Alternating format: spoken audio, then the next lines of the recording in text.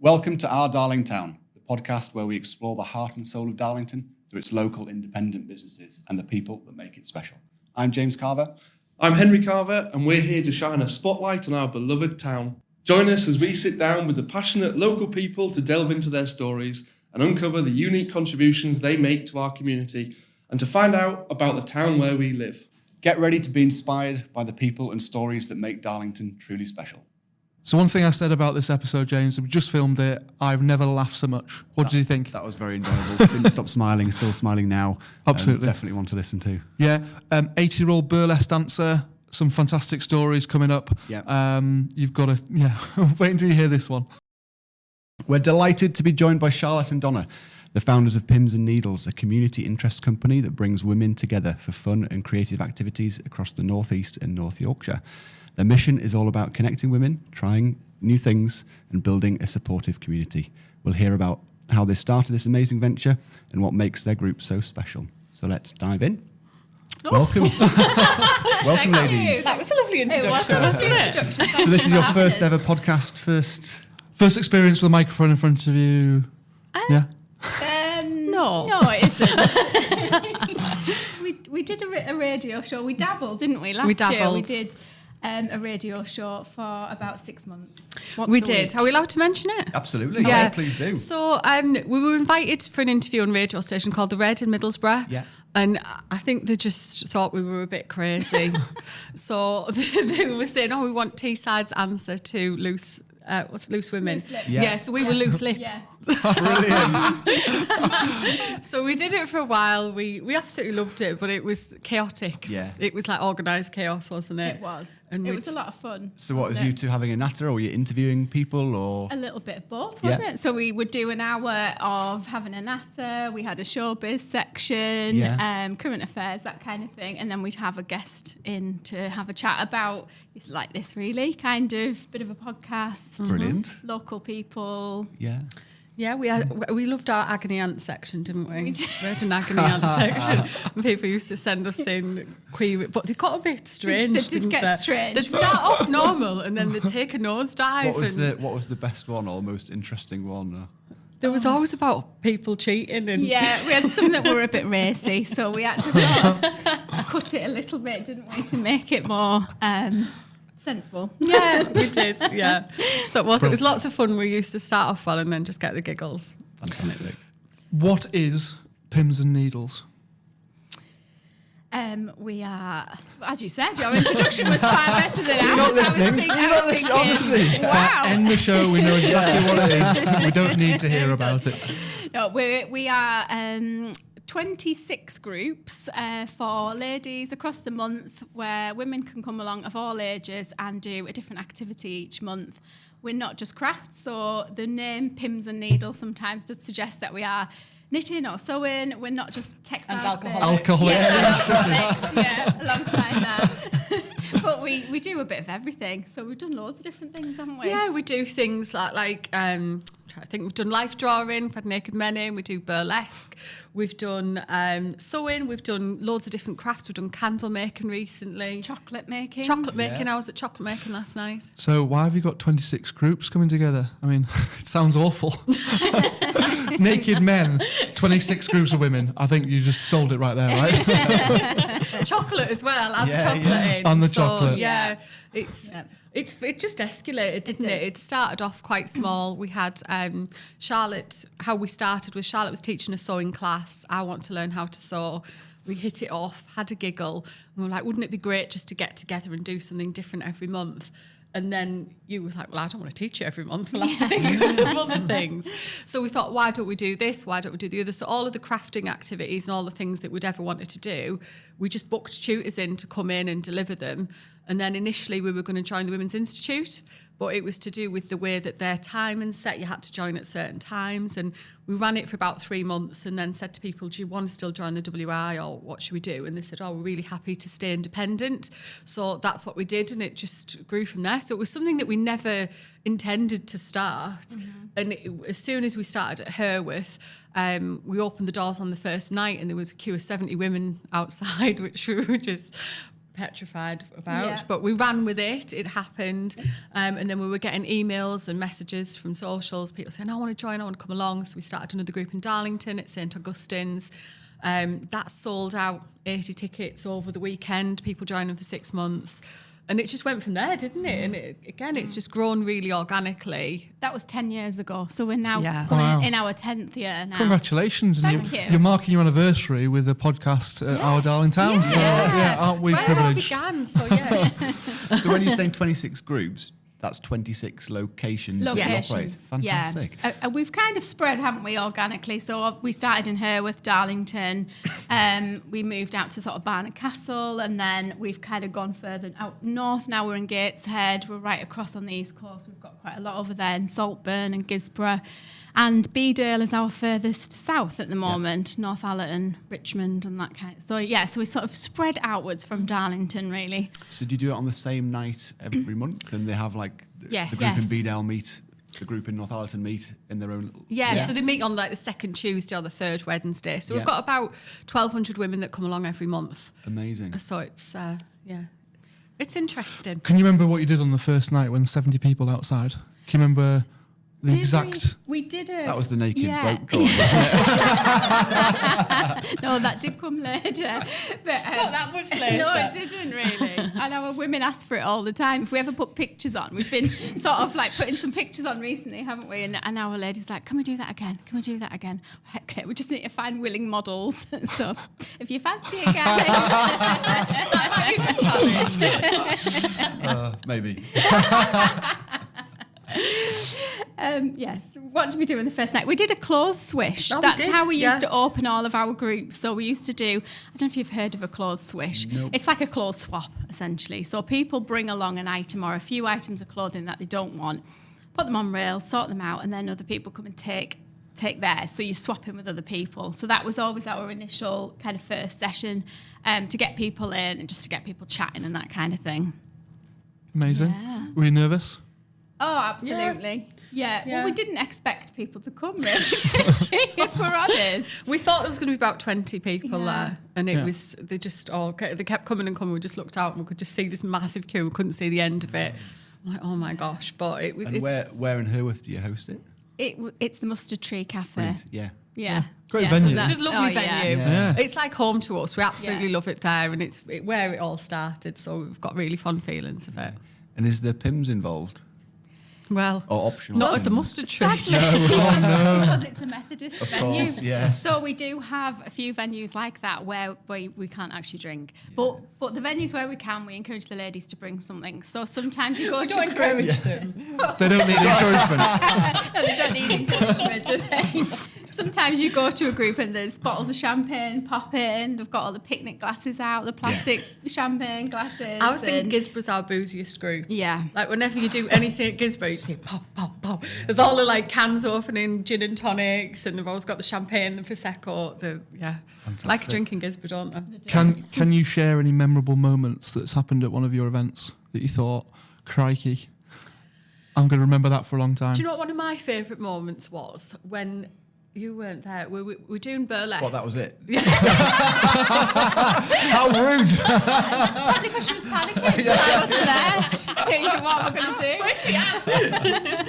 So we were doing a burlesque workshop at Gisborough, and it's one that does push people out of their comfort zone. So we had 2 burlesque dancers. We've got Ebony Silk, who's Darlington based, she's amazing. And we had Duke Jamilo, who's a boylesque, who's again fabulous. And the women were a little bit edgy because they sometimes come and they don't know what they're getting themselves into. So we say, just come with an open mind. You'll absolutely love it. So they came along, and this one lady said to me, she was like, I wasn't going to come today. She said, it's my birthday, I'm 80 today. And she said, the only reason I've come is because the people I play bridge with are dying to hear about what happens at a burlesque party. So she said, I've had to come to let them know at bridge what it's like. I was like, okay, well, she just had the best night. And at the end of the night, she was on the stage with the 2 burlesque dancers, feather boa on, doing the can-can. Amazing. And I was like, when I'm 80, that is what That's what I I'm will be doing. doing on my 80th birthday. And I just thought, thought, what a lovely experience, because she was with her daughter. Her granddaughter was mortified. Her daughter was like, come on, Mum. And it was just a really lovely atmosphere. And it was what Pimms is all about, of people of any age having fun, just enjoying themselves. Yeah.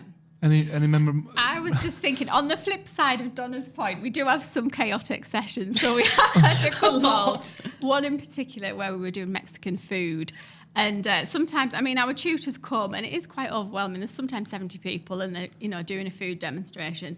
And he'd forgotten his induction pan that he needed and some tins of sweet corn. So with like 5 minutes to spare, we were going around the village. Has anyone got any pans that we can borrow? Was it Gilling West, wasn't it? Yeah, Gilling West in Richmond. Sending someone to the shop for some cans of sweet corn. And so we do have a little bit of that as well. Kind of, last minute there's flapping. sometimes it's very much everyone coming together, because sometimes things won't happen as they're meant to happen. I mean, we've had it quite a lot. Well, a couple of times in one of the venues in Durham, they've had power cuts. So the women were doing, I can't remember what they were doing, was it an illustration workshop? And they all had the phones, but they'd put the phones in little cups and they looked like, you know, when you go into like a French restaurant, they've got all the candlelight. They had all, it just looked so romantic, and they just have that real community spirit of let's just make it happen, let's come together and get it to happen. Amazing. What's the best thing you've learned? Because I'm assuming that obviously when you're attending the different sessions, you take part in the crafts or the the cooking, etc. What's the best thing that you've taken away from what you do, apart from burlesque dancing? I think the one that I enjoyed the most recently was Zentangle. So it's sometimes because we put out there for tutors to come to us and give us ideas and ask the ladies what they'd like to do with sessions. And someone suggested Zentangle, and I hadn't really heard of it, and it was paper-based, and I was like, it'll be okay. You know, it's not setting the world on fire for me, but I think it'll be all right. And the tutor came in, she was fantastic. And it's just mindful doodling, and I'm a big doodler whenever I shouldn't be saying this, but when I'm on meetings, I'm like doodling away and sort of my mind's wandering. And I just loved it. So it's mindful doodling, and it's just really changed now. So now instead of having just a notepad, I have my Zentangle, and I do it quite a lot, and it's really nice to help me mentally unwind. I didn't expect to enjoy it as much as I did. There's a social media account called Mr. Doodle. Is it like that? He literally has doodled the whole house. His whole house. It's sort of like, it's a little bit like that. That's a kind but you stay on the page. That's more graffiti versus Zentangle, I would say. But yeah, it's somewhere along those lines, isn't it? It is. It's almost like creating like little motifs, isn't it? So it's come from America, hasn't it? It's started off there, and our tutor's actually going across to America, isn't she? To have do a conference and that kind of thing, to brush up on her skills and stuff. So the doodling skills.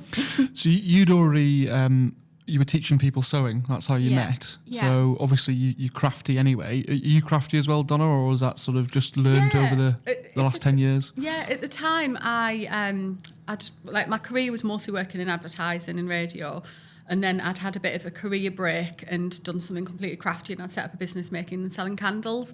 So I was doing that. I did that for about 5 years, and it was at the end of that I met you, wasn't it? And we sort of. So I've done a lot of creative things. I did interior design at uni. And so I love all of the creative things, but I do like the business side as well. Yeah.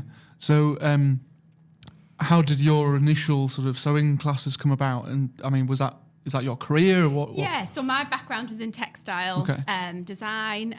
So I did that at uni and then came back and sort of worked freelance. I'm also an author.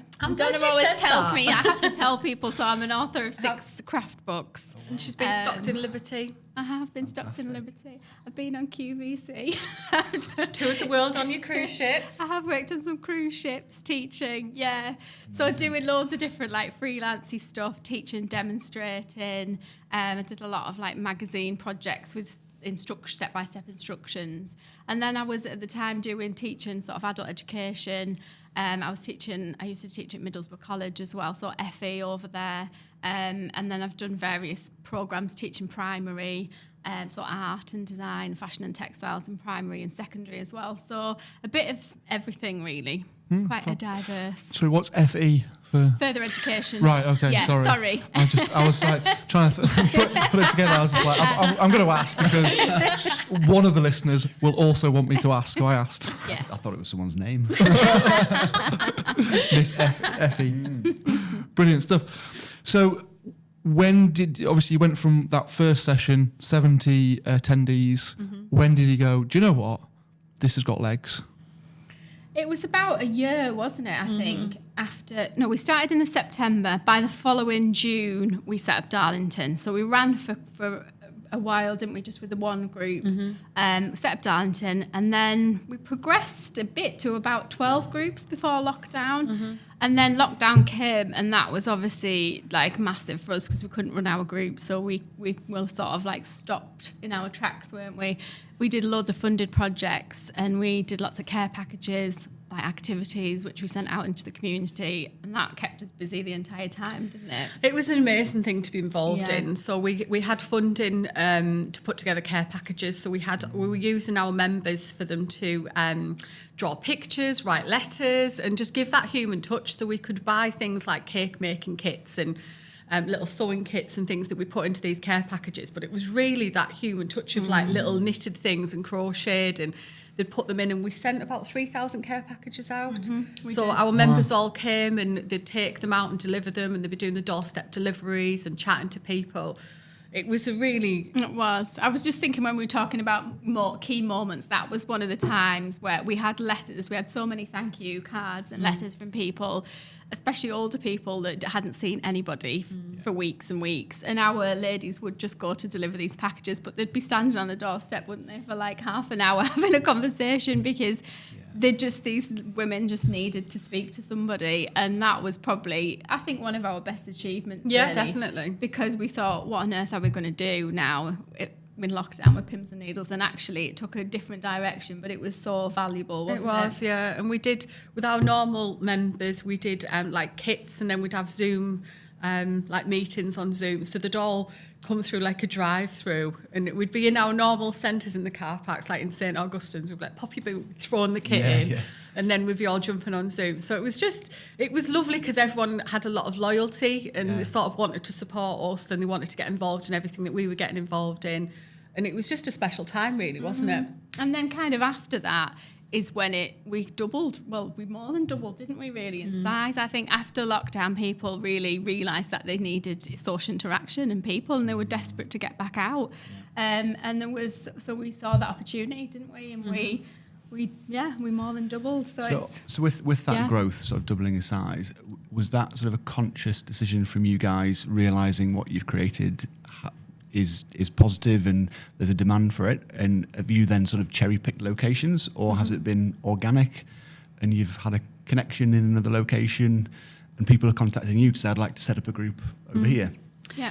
We do get a lot of people contact us, and we always have. I think it's been a bit of a mix that we have cherry-picked areas that we think, actually, these are the areas that we've got that work really well, or it could be that we've got two groups that are full, and we know that if we put a group in the middle, that it'll naturally fill that group. So we've kind of done it a little bit like that. There's been some that we've set up and that we've not had the right venue or whatever, and it hasn't quite happened the way that we've wanted it to. But we did we had some funding as well, didn't we? Yeah, we did. There was, being a community interest company, obviously we can apply for funding. So there was quite a lot after lockdown for sort of growth, really, wasn't there? So to help us put that infrastructure in place in our business to help us grow, really. And that's kind of what we did. We took on some employees and, more hosts and more venues. And because up until then, we pretty much did everything, didn't we? Yeah, we did. Yeah. I don't know how. So when you mentioned hosts, you've got like a key person in a location who facilitates it, I imagine. Yeah, so in each location, they'll have the same person that's there that welcomes everybody in. Yeah. We've got a committee, and then we have tutors that go in and deliver the session. So they've always got that same friendly face every month when they come along. Yeah. So we used to do them all at one point. We did, and now we think about how did we do that. We do go out and teach some of the sessions. You've been doing candle making, I'm doing like a cushion, applique and things. So we are out and about, but we did host and, do a lot of it, didn't we, in the early days. For a Pimms and Needles first timer, it must be quite daunting to attend. What would you say to that person that sort of sat on the fence thinking, I really should go out and do something, but perhaps feels a little bit apprehensive? We do have what we call a solo table. It is certainly not, just to put this out there, because someone got the wrong end of the stick the other week. It is not one person on their own. Yeah. It is a table for all solo people. So often they're round tables as well. So it's friendly. And anybody that comes for the first time can sit on that table. So you're with other people that are on their own, flying solo, or coming for the first time, or transferring in from another group, because we do offer people the chance to move groups if they can't make their session. So that is always in place for anybody coming for the first time. We've got social media like Facebook groups, so you could join that. Sometimes people say, look, I'm coming for the first time, I'm a bit scared. And someone else will say, that's fine, come sit with us, that kind of thing. So there's like little ways to kind of introduce yourself as well before you come. And there's always going to be a friendly face there as well. And I think it's nice that there's a common activity, that they've got something to do. So they've always, even if they haven't got a lot, if they're a bit shy or think, what am I going to talk about? You're busy doing something. So even if you've got your head down for 15 minutes and you're concentrating, there's conversations naturally happening around you. We've only had one complaint over the years, haven't we? Yeah.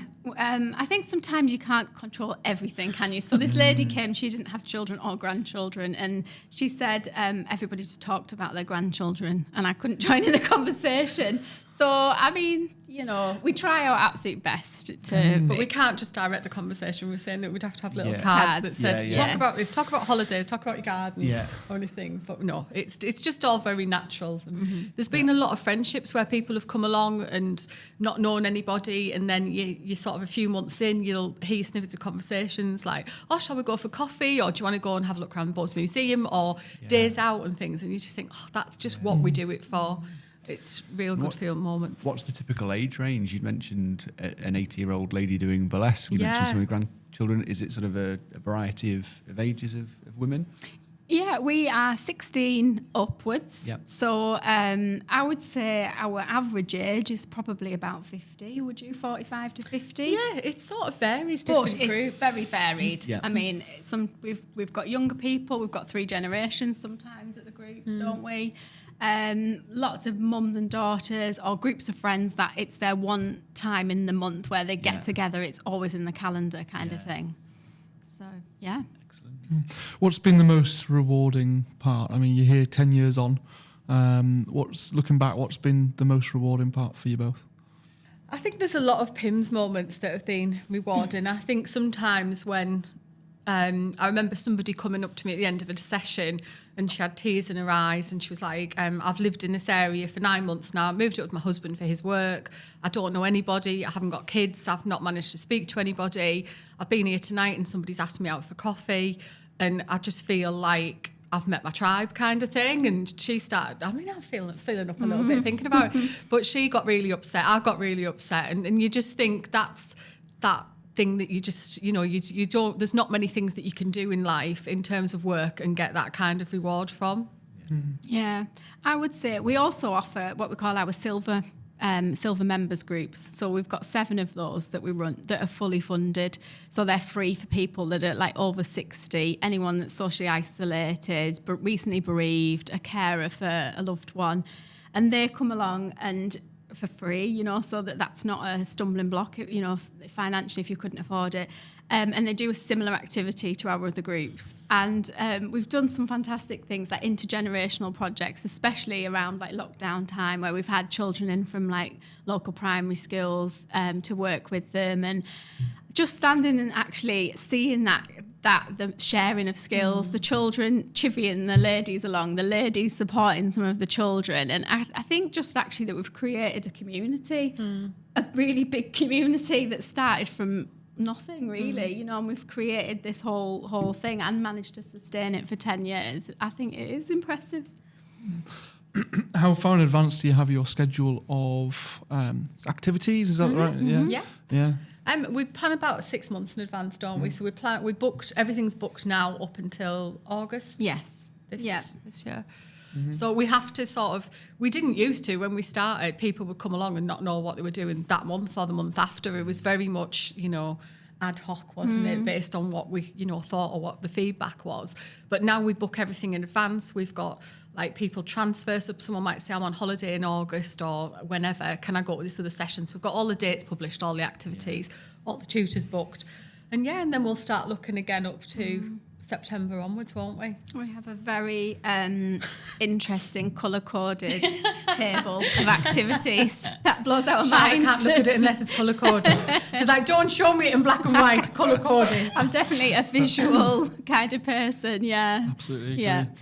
And all the events are on your website and all the dates? Yeah.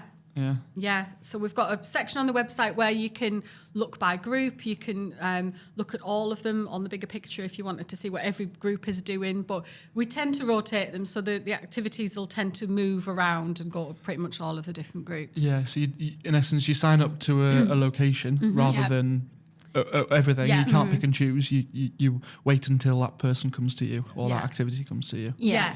But if you really wanted to do, so sometimes the tutors, we've got a tutor, for example, that's based in Gisborough, and she's the ceramicist. So she's looking at doing some of the groups local to her initially, but then she'll probably roll out in the next few months after that. Yeah. So a lot of the tutors that we work with, sometimes they've only taught sort of 8 or 10 people. So when we're saying, there's 60 to 70, it'll be fine. They just are overwhelmed with it, understandably, but we sort of entice them in. Yeah. Tell them it'll be fine. Yeah. And it is fine, It's fine. Yeah. It's fine. And then they get the confidence up, and then they go out and do other ones after that. So just thinking about that, was one of the sessions we did in the early days was DIY. So we had 4 tradesmen in that the women had 30 minutes with each of the tradesmen, and they did like tiling, they did how to grout round your shower, they did joinery. Yeah. Putting up a shelf. Putting up a shelf. Yeah, so the tradesmen were very scared about coming in, but afterwards they said, doing Pimms and Needles, it's like being a rock star. you leave the stage and you're just elated. You have that rock star feeling. I know what Kurt Cobain feels like now, is what they said, wasn't it? We were laughing our heads off. But now you might be reconsidering being like model. I'm genuinely trying to think of something else other than that I might be able to assist with. But I've literally just siliconed my shower yesterday, so I could definitely jump in and do that. Very good. Yeah. So 26 groups, is that right? In 10 years? Yeah. Next 10 years, 52 groups? Or what's next for Pimms and Needles? Yeah, that would be fantastic. another 26 groups, definitely. 10 years, we might be nearing our pension. No. No, absolutely not, will we? Yeah, that would be great. I mean, we do get people asking all the time for places, and like we were saying, we have to consider, is there enough of a demand in that area? But we're always thinking about new groups, aren't we? We'd love to expand our silver range, our silver groups. We've got 7 of those, but we'd love to offer them wider, wouldn't we? Mm-hmm. So that we could, obviously engage more of those socially isolated women that do need that support. But we're looking at new groups this year. I mean, Sunderland's an area that we've not gone into yet. Newcastle, we've got one in Gateshead. We're probably progressing to Newcastle. Wynyard's an area that we've been asked for quite a lot. And then sort of North Yorkshire. But sometimes for us, it's finding the tutors where the tutors are based, if they're happy to travel. So that's sometimes a bit of a stumbling block. But we regularly get inquiries from like Scotland and Manchester and all over the country of people thinking that we're a franchise and can we join you? And it's just thinking about how we can logically roll out a little bit further. Very good indeed. This is just the tip of the iceberg, isn't it, really, in terms of the future? I've no doubt. Yeah, we wouldn't mind one in like Barbados, Yeah, you'll be attending that every month, I bet. Definitely. Flight ticket over there. Yeah, we'd love to go international. As long as we had to go over there every month, that would be fine. Got Costa del Redcar so far. And Monte Darlo. Yes. How can, apart from your website, on all socials, are you on TikTok as well? We are. We're not embracing TikTok like we should. We need to do some more dances and silly things, but we do. We're on TikTok, but we just, I don't know. It's not going away, is it? No. It's one of those things you're like, do I have to join another social media channel? But it's not going away. Get our heads around that, aren't we? And that's the challenge for this year. Embrace TikTok. Absolutely, because ultimately you get a younger demographic, don't you? And and that's perhaps the future of Pimms and Needles, that's really, isn't it? Definitely. And I think it's that fun element as well. And I think that when we started with social, it was all about looking polished, where I think the trend now, isn't it? It's to be more real. And I think it's just dropping your barriers and just sort of like getting real on TikTok and making mistakes, which we do. We do. And this is a question from me specifically about how it compares, because this isn't sort of trying to put words in mouths or anything like that. How does Pimms and Needles compare or compete against the WI? We like to What's think, the difference? I don't want it to sound offensive at all, but we like to think we are a modern WI. We are very much more hands-on and practical. So, as I say, we did talk to the WI, didn't we? And I think they felt that we were a bit rogue for them, being quite honest, didn't they? You know, our initial meetings were like, we want to do this, and, you know, we are very much driven and we do like push forward. And I think they were a bit scared by that initially, and they thought, we'll let them crack on. Not sure if they're going to succeed. I don't know. Maybe I'm being a bit, but you know, and we did, didn't we? But I think we are very hands-on. People come, they do something. It's not just a talk. You're actually going away with something most of the time. And, you know, in 2 hours, there's a lot of learning and there's a lot of doing, isn't there, in that session? And I think as well, I think they're quite structured in the way that they go through minutes and that. And we're just thinking like, if we've been at work all day, what do you want to do after you've been at work? And it's not really sit in another meeting if that's what you've done at work all day. So we try to keep it quite pacey. Yeah. So sometimes people say, oh God, it's just so much, but we try to cram so much into the sessions. Yeah. And I think there's a lot of our members that are also WI members and they love the mix and the contrast. Yeah. So I think that it's complementary to each other rather than being direct competition. Fantastic. Excellent. So what is your website? It's pimmsandneedles.co.uk. So Pimms is I would have guessed drink. that. We've talked about your website loads, but we haven't actually said what it is. Have you heard of that thing called Google? I normally say www. Says you don't need to say that anymore. Don't need to say the All right, okay. Pimms and Needles. Excellent. Pimmsandneedles.co.uk. Do you know, I love it though. There's a tattoo company on Teesside called Pimms and Needles, and we sometimes get inquiries of, I'm thinking of getting this tattoo, what do you think? And I'm so tempted to go for it. Yeah. You could do a henna tattoo type session. Yeah. Bring them in, We could. Pins and Needles versus Pimms and Needles. Yeah. There you go. Yeah. You can have that one for free. We did think about, didn't we? We were doing did. a magazine photo shoot a few years ago, and I was going to give Charlotte a tattoo. Perfect. Just Just one of your doodles. Absolutely. Zentangle on me. Do it. Brilliant. I have thoroughly enjoyed this episode. Thank you so much for coming in. The only annoying thing about this is we can't attend any of the sessions. Oh no. Sorry. You can come and teach something. I'll have to think of what it can be. Keep pushing up on your DIY skills because we'd love to bring that back, wouldn't we? Don't look at Jane's DIY expert. No. Or any contacts you've got, send them our way. We certainly will. Thank you so much, It's Charlotte and been a Donna. pleasure. Thank Thank you you. for having It's us. been brilliant.